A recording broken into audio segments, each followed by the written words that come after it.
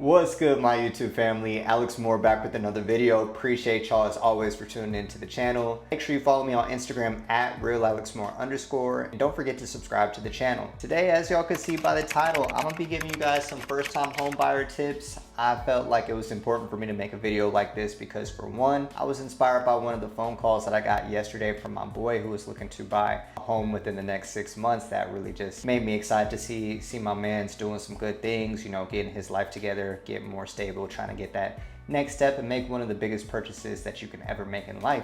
But two, I am actually coming up on my 2-year anniversary of being a first-time home buyer myself. And I can just remember all the emotions I felt, all the sacrifices I had to go through just to even become a home buyer in the first place. Just to give you all a little bit about my story into home ownership, I actually had to move in with my mom and live with her for about 15, 16 months or so, just so I could go ahead and save up enough bread to put a down payment on a home. If you have to take that sacrifice, if you do have to move in with your parents for a little bit, or you do have to get a roommate, or you do have to make a small temporary sacrifice, go ahead and make that sacrifice, bro, because in the long run, you're gonna be happy that you did it. You're gonna be happy that you have something that you could call your own, and you'll just be satisfied with the fact that you're doing something that not everybody gets the opportunity to do. Let's go ahead and get straight into the video. I have 3 topics that I want to discuss as far as what's important when it comes to being a homeowner or the process of being a homeowner.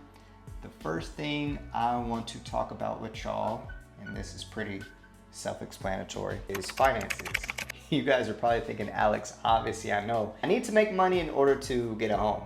Yes, that is true, but it's a little bit deeper than that as well. When it comes to finances, a lot of times these lenders, these people who are going to go through the process of getting you approved for the home, they want to see that you've been at your job for some time. They can look at people who job hop every 6 months or every year. They're going from this place to that place. That could possibly throw off the process of getting you pre-approved for the home if you don't even have consistent income and show that you've been in this field for a good amount of time. Now, while that does not necessarily mean that you won't get pre-approved, it just means that it may possibly be another step that you have to go through. To all my people, if you are just starting your journey or you're thinking about it, try to stay at your job for a little bit of time. They're typically gonna wanna see your W-2s as well. So they're gonna wanna see the last 2 statements for your W-2s. So they would wanna see 2024 and 2023 since we're in 2025.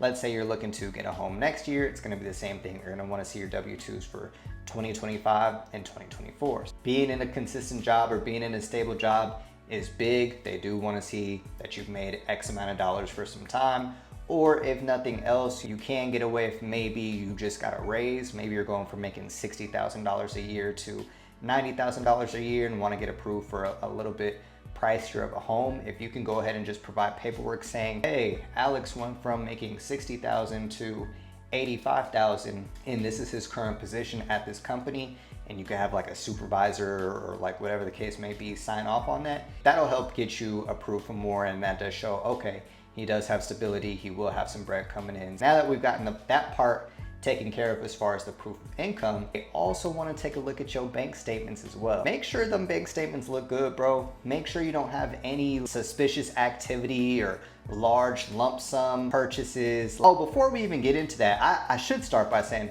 make sure y'all have money actually in the bank, because if you only have cash, bro, you're not about to get approved. I should have started with saying that, but make sure you have money that is coming into an actual bank account. They can see this money coming in over the past few years, I should say. Not only do they want to see your W-2s, they're also going to want to take a look at your bank statements as well. So make sure you can verify any large purchases that you have, because underwriting, when it comes to this stuff, they're real stingy. If they see a random $1,000 deposit, or that you paid $1,000 for something or $2,000 for something, they're gonna ask you what it was for. Why did you take out this lump sum of money, or why did you put in this lump sum of money? It all needs to be traceable. It all needs to make sense. One other thing I wanna talk about that a lot of people don't know as far as finances and just money in general goes is the down payment portion.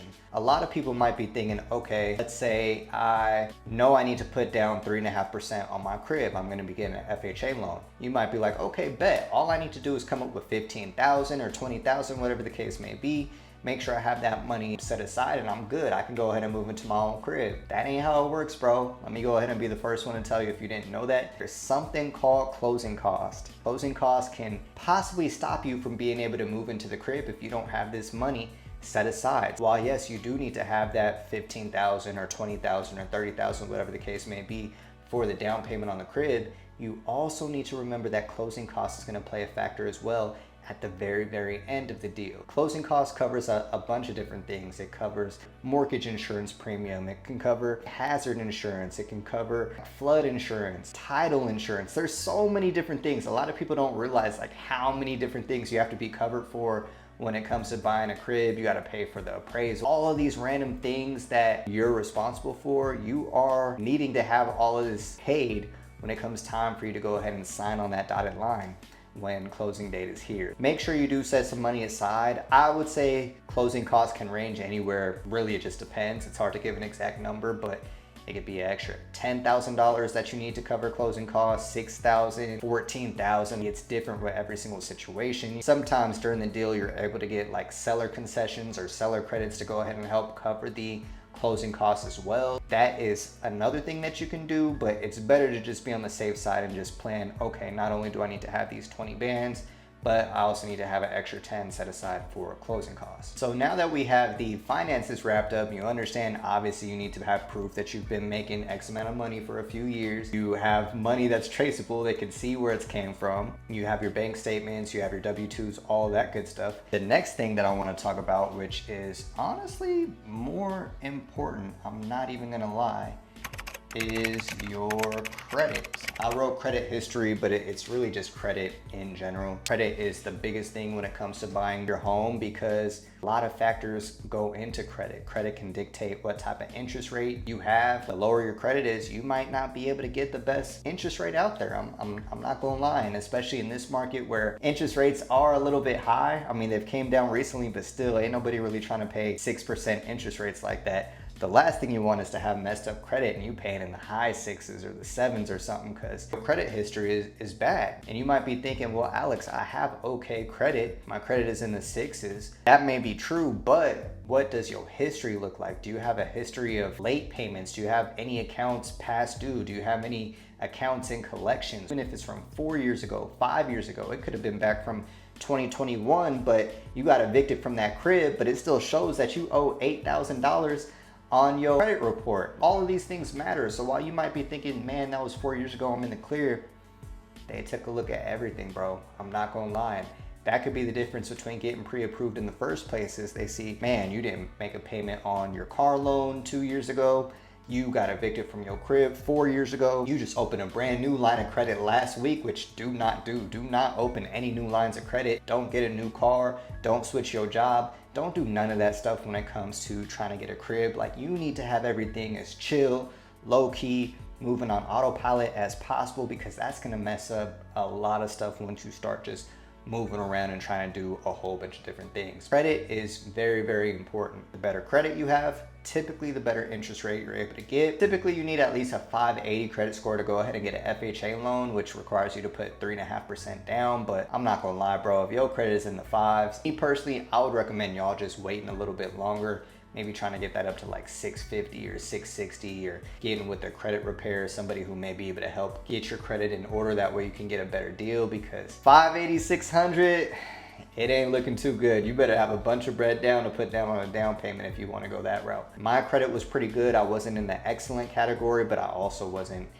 in the down bad or category like that. So I was able to get a pretty decent interest rate for my own crib. Pretty clean record, really no late payments. As long as you're moving like that, a lot of times the process is gonna run a lot more smooth. These people love to work with people who have the finances on point. They know they have proof of income. They know they have credit, no late payments, no delinquent accounts, whatever the case may be. The more you have that on point, the easier it is for underwriting to just run through and get you approved as soon as possible. The next thing I want to talk about is your debt to income ratio. Let's say, for example, you make $100,000 a year. If you have $80,000 worth of debt, your debt to income ratio is trash. They gonna be looking at you like, yo, this dude can't even afford to get a crib, or if he can get a crib, you not gonna get nothing that you actually want. These lenders, they need to see proof that you have as high as the income as you can have with the lowest amount of debt that you can have. That is the best way to get approved for whatever type of house you want. You want a $500,000 house, $600,000, $700,000. That's where a lot of people get messed up is they think, oh, I make 100 bands a year, I'm good. When in reality, if you make 100, but you spend 80, 90, 100, you breaking even, you can't get nowhere with that. You can't get ahead with that. Don't sleep on how important it is to have your credit history in check. Don't sleep on how important it is to have your debt as low as possible, man. You could go ahead and pay off that car note, if you could pay off your student loans, because student loans play a factor as well. A lot of people think that loans don't really matter when it comes to credit, student loans, but I'll be the first to tell y'all, student loans do play a factor. Let's say you have no debt, but you have $100,000 worth of student loans debt, that $100,000 is getting calculated. Just keep that in mind as well. The last thing I want to talk about when it comes to being a home buyer, specifically for the first time, is to be patient. I think this is something a lot of people struggle with. I think a lot of people think of the American dream and having the wife, the house, the white picket fence, like having all of this stuff. Well, let me be the first person to tell you, while it is cool to have a home, it is great, I guess, to say you're a first-time home buyer, whatever the case may be. If you don't have your finances, if you don't have your credit in order, if you're just gonna be living paycheck to paycheck, it's not gonna work. One thing I want to tell you guys to do as well is you need to save, bro. You need to have money set aside for a rainy day, just because it's not like owning an apartment, how when you own an apartment and something goes wrong, maybe there's a flood that happens, or there's a hole in the roof, or just some crazy thing happens, how you can typically go to the maintenance to go ahead and do that and they'll do it for free. Bro, when you own the crib, that's all coming out of pocket yourself. So if you have issues with the washer and dryer, if you have issues with the AC, if you have issues with the dishwasher, you're responsible for paying all of that yourself, bro. And these things can add up. These things can possibly cost $5,000, $12,000, $20,000, whatever the case may be. And if you spent your last trying to just get this crib, you not really gonna get by the way you want to. I would say when you are trying to get the crib, or even after you get the crib, make sure you still have at least 6 months of savings set aside as well, just for a rainy day. You never know what could happen. Not only that, but even just from a finance perspective, you never know what could happen. It's not like how if an emergency happens, you can just see if you can terminate the lease early on your apartment. Let's say you get laid off from work. That's something that I actually had gone through 6 weeks after moving into my crib. If you get laid off, you're still responsible for making that payment. They don't care. You can possibly go through a deferment plan. Like, there are technically plans set up that these lenders do if you are going through some type of hardship, but you really don't want to go that route, because again, it does mess with your credit and you got to pay that money back on the back end somehow, some way. I wouldn't really recommend that. If you are going to be putting your last dollar into this, I would probably say you need to wait off on getting a crib. If you are looking to get a crib just to say, man, I got a crib, like I'm flexing on someone, I would say you probably don't need to get a crib, bro. I have a 3-bedroom house myself, and at times I look back and I'm like, why do I have a 3-bedroom? It's just me. Now, my mindset was a little bit different. I was thinking from a stability standpoint, from a family standpoint, even possibly from an investment like renting the crib out standpoint was kind of my logic. But at the same time, I'm also like, dog, I could still be living in a 1-bedroom right now, paying half of what I pay to live in this crib, and I would be just fine. Make sure you are getting a home for the right reasons. I know a lot of people think, oh man, I'm 30 or I'm 31, 32, I need to get a home. Bro, you'll know when it's time. Interest rates is high right now. The market is so. You want to be as sharp about this. You want to make sure that you're making the right decision. You got to understand that you're signing a contract for 30 years. Like, it's going to take you 30 years to go ahead and pay this home off. You need to know that this is the place that you want to live. This is the city you want to be in. If nothing else, you need to make sure you're aware beforehand. Like, is this a place that I could actually rent out if I want to? Because some places are strict. There is also like HOAs who say, hey, you can't rent your crib out, like you have to just stay here. Just keep all these things in mind. I think a lot of people get caught up, especially with social media, thinking, man, I need to have this, and this. In reality, bro, do what's best for you. Don't worry about what other people got going on, especially if you're a single man or a single woman. I wouldn't put too much pressure on yourself to own a home. While it is great to have something that I call home myself. After about 3 to 5 months, 3 to 6 months, that new homeowner's feeling wears off and you just feel like you back in another crib, if I'm being honest. So don't look to get something you can't afford. Don't look to get something that's gonna make you be paycheck to paycheck. Don't get too freaked out if maybe you're not approved right now and you gotta wait 6 months, you gotta get your credit a little bit in order more, or you wanna go ahead and wait for interest rates to drop a little bit before you own a home. At the end of the day, just do what's best for you. But I just want to make this quick video giving you guys a few tips that I would recommend to you guys. Let me know down in the comments if you guys want to see a little bit more homeownership content or hear a little bit more about my experience as a homeowner, and I will definitely start making more videos like that. Make sure to leave a like, comment, and subscribe. It's Alex Moore. I'll see you on the next video. I'm out. Peace.